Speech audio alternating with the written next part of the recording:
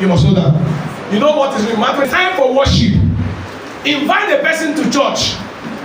That morning, it's time for worship. Your family member visit. No matter the problem.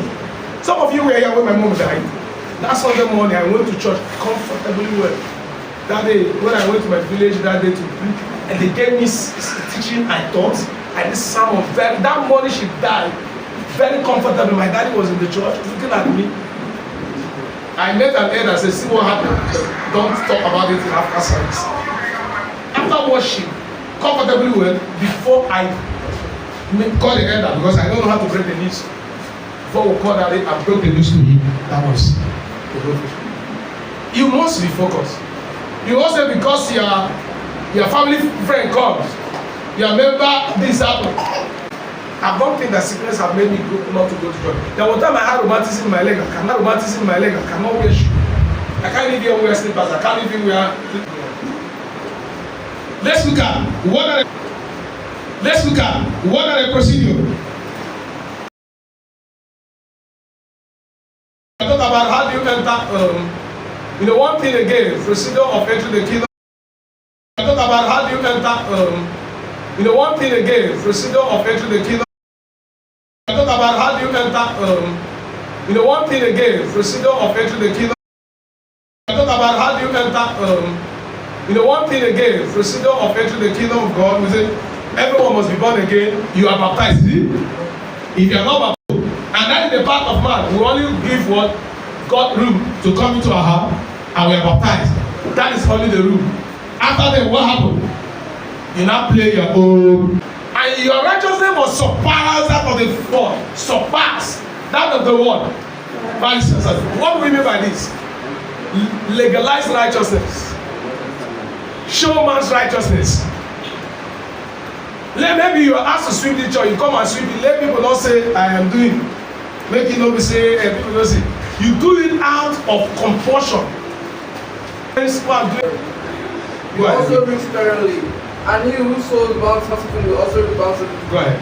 Each one must do as he has made up his mind, not reluctantly or under compulsion.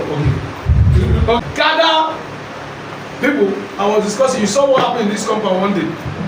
This thing you are doing is part of worshiping God. You do it out of compulsion. I know some of forgiving somebody is not. Nobody should. I was going to the review of my message, some of my message.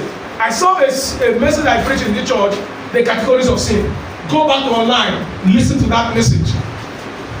Go to our Facebook page, listen to that message. That message will make sense to you. That most of us are being forced to worship God. You think God is doesn't whether you worship or you don't worship, do you know you will not change God? Will you change God? You are right now on the scene that of Pharisees, and you must worship God with diligence. You must worship intelligence in growing in the grace and the knowledge of Jesus Christ. 2 Peter chapter 1 verse 5 to 9. Then you will receive an abundant entrance to the everlasting kingdom of Jesus Christ. Remember, our focus in this lesson is on the attention of the righteousness of the kingdom. Having said our righteousness must surpass that of the Pharisees and the Sadducees, what does the righteousness produce? It produces holiness. Because without holiness, no one can see who. Without holiness, no one can see who.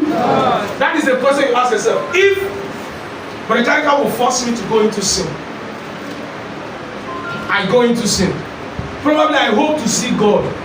Are you aware that you have allowed yourself to be Karika to push, to persuade you to go into what? Sin. You must not allow it. You must not allow people's reactions and actions